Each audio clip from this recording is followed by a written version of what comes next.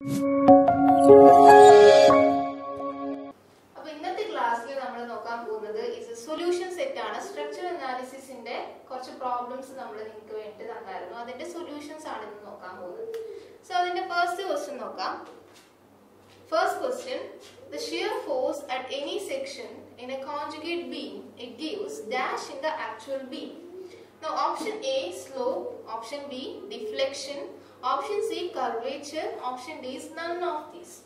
So this is related to the conjugate beam method.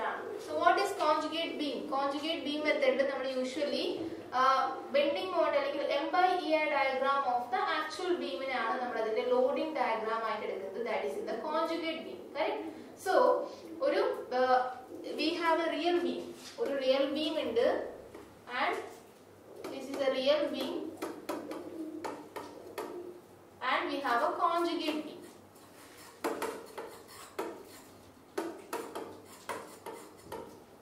Okay, so M/EI diagram of the real beam ആയിരിക്കും എന്നാണ് conjugate beam ന്റെ loading diagram. Similarly, ഇതിന്റെ loading conditions ന്റെ basis ആയിരിക്കും this conjugate beam ന്റെ support conditions വരുന്നത്.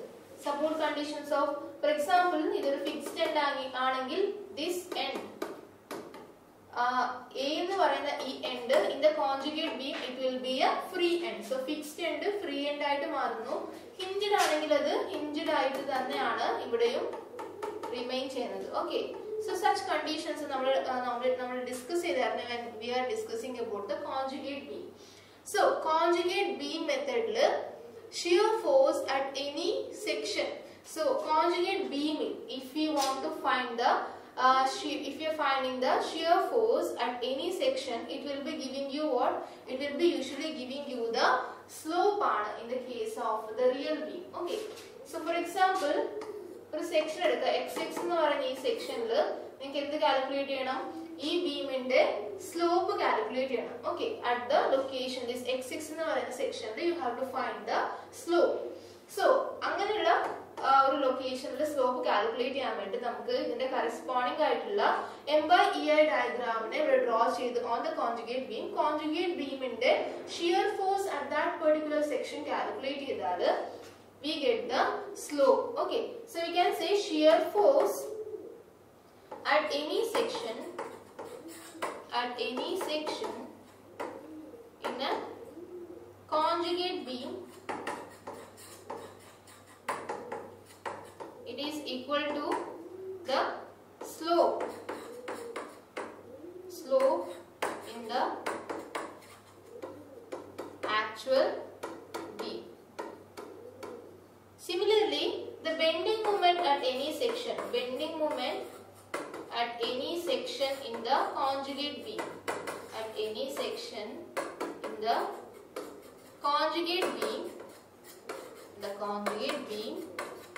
it gives the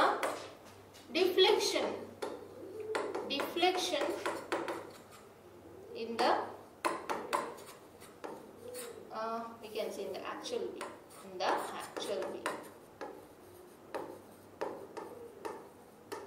So ഈ ഒരു കോൺസെപ്റ്റ് ആണ് നമ്മൾ ഇവിടെ യൂസ് ചെയ്തിരിക്കുന്നത്. That is about the conjugate beam. So option A slope എന്ന് പറയുന്നതാണ് ഇവിടെ it is the right answer. Option B ആണെങ്കിൽ deflection is nothing but deflection is given by the bending movement at any section ആണ്. Okay, then curvature എന്ന് പറയുന്നത് എന്താണ്? Curvature is usually നമ്മൾ അത് നമുക്ക് ഈ ഒരു മെത്തേഡ് വെച്ചിട്ട് കാൽക്കുലേറ്റ് ചെയ്യാൻ പറ്റില്ല. We have no relation here.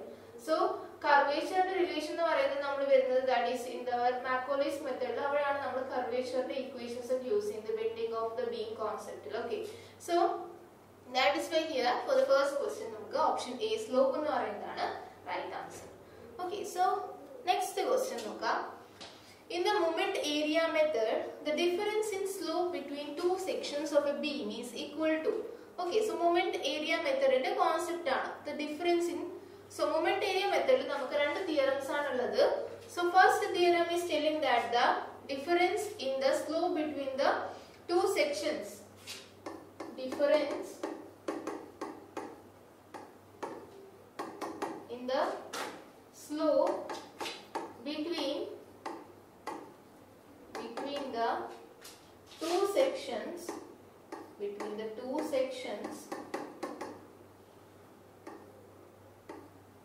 So it is equal to what? It is equal to the area of the M by EI diagram between those two sections are. Okay. So it is equal to the area of M by EI diagram between those two sections. Those two. Okay. Similarly, the difference in the deflection or what we say, for example, you take a cantilever beam. Okay. So cantilever beam with a load P. In this deflection diagram, it will be something like this. So here, this is the total deflection delta. So let it be A and B. So here, bending moment diagram, it will be something like this. Okay, so this will be P into L. This is the BMD. Now, this is the M by EI diagram. M by EI diagram. So it will be a diagram that is each value is divided by a constant. EI is a constant divided. So this will be PL by EI. So this is L. Now, the difference between the slope between the two sections. So, if you want to find theta B value, theta B is equal to, and then delta B is equal to. Okay. So, in order to find this value, we have to find the difference in the area of the M by EI diagram, area of the M by EI diagram between the 2 points A and B. So, with respect to A, we are finding the slope of this particular point B as well as the deflection of the point B. So here we can write the theta B minus theta A.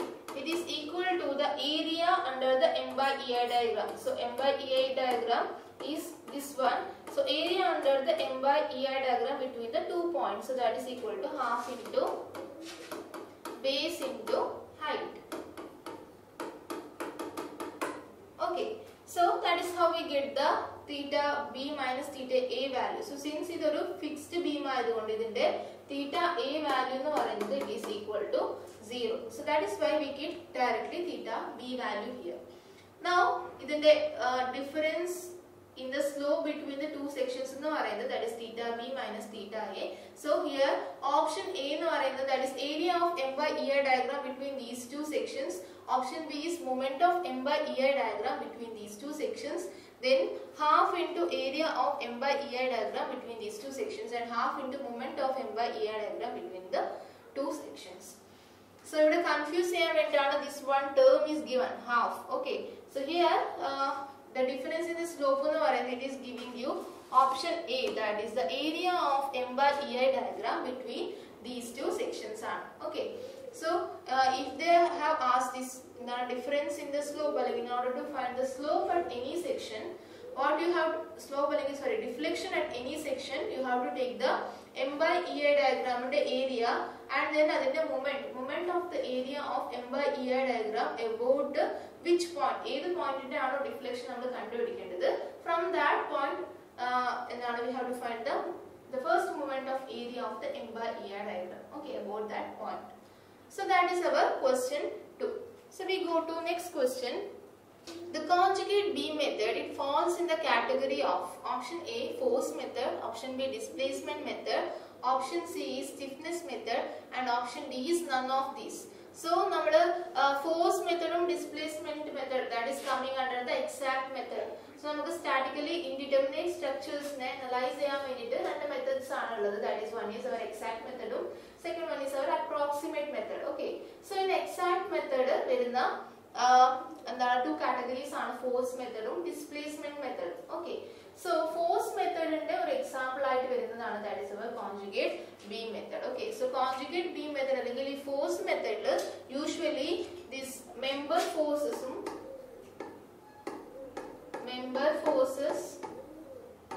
and the external support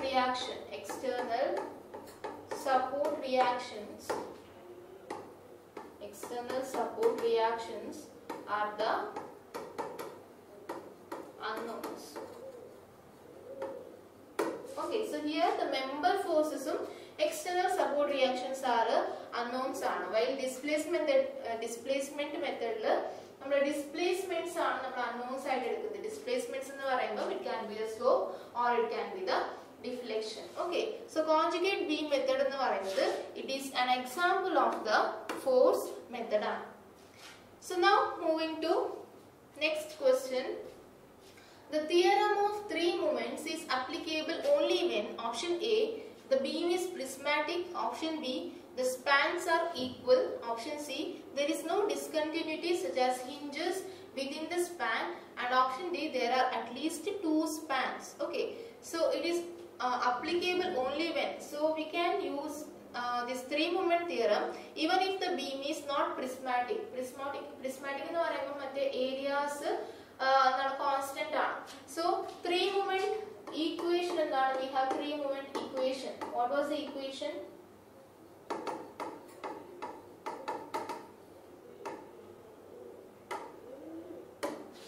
So we had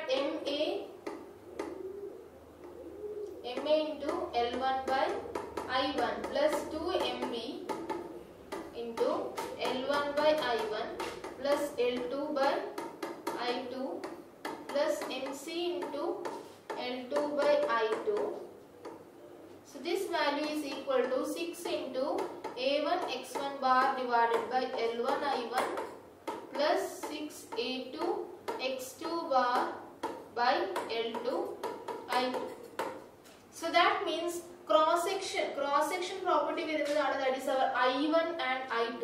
So cross section it need not be same throughout. So your option it is need not be always true. Then the spans are equal. See this equation here L1 and L2 it is differing. So it can be equal or it may not be equal. So the equation is applicable even if the spans are not equal. Okay. So E option we can say it is not this particular equation we can apply even if the spans are not equal. Then option C, there is no discontinuity such as hinges within the span. So your equation we use that is when we have minimum of 3 supports. Okay, so discontinuity of the supports that is not desirable or it is not applicable in order to use this particular equation. So അതുകൊണ്ട് we can say this particular property this three moment theorem it is applicable only when there is no discontinuity in such as hinges within the span. Then option D there are at least 2 spans. So if the number of spans even if it is 1 or more than 1 or minimum we require 2 spans, but then even if there is no any extra span that is required to satisfy this equation namukku L the value for example if L2 is not present we can take L2 is equal to 0, but then your equation we can substitute the value and we can find the value of the moments, okay, using the 3 moment equation. So അതുകൊണ്ട് we can say that option C here it is the right answer. So the 3 moment theorem അല്ലെങ്കിൽ 3 moment equation it is applicable only when there is no discontinuity such as hinges within the span. So next, moving to the next question. The fixed support in a real beam it becomes in the conjugate beam a option A fixed support, option B hinged support, option C roller support, and option D is free support. So എങ്ങനെയാണ് support conditions change from the real beam and the conjugate beam? So that one thing we have to remember always. So we have a real beam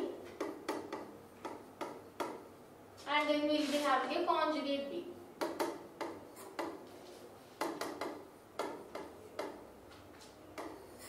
So in real beam and conjugate beam in the support conditions it changes.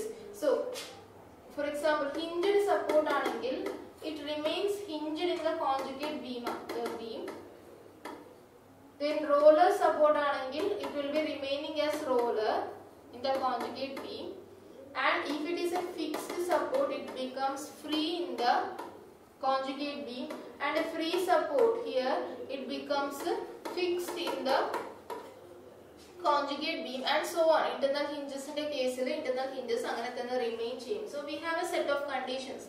So just remember. So here fixed support in the real beam, it becomes in the conjugate beam a free support. So here option D, that is free support, in the right answer.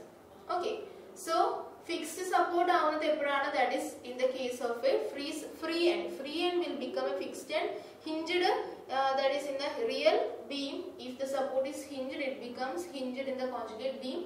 And roller support in the real beam, it becomes roller in the conjugate beam. So that is how the support conditions it is vary. So here option D, free support, is the right answer. For the daily updations of exam related notifications and question paper solutions, like our FB page and subscribe our YouTube channel. Thank you.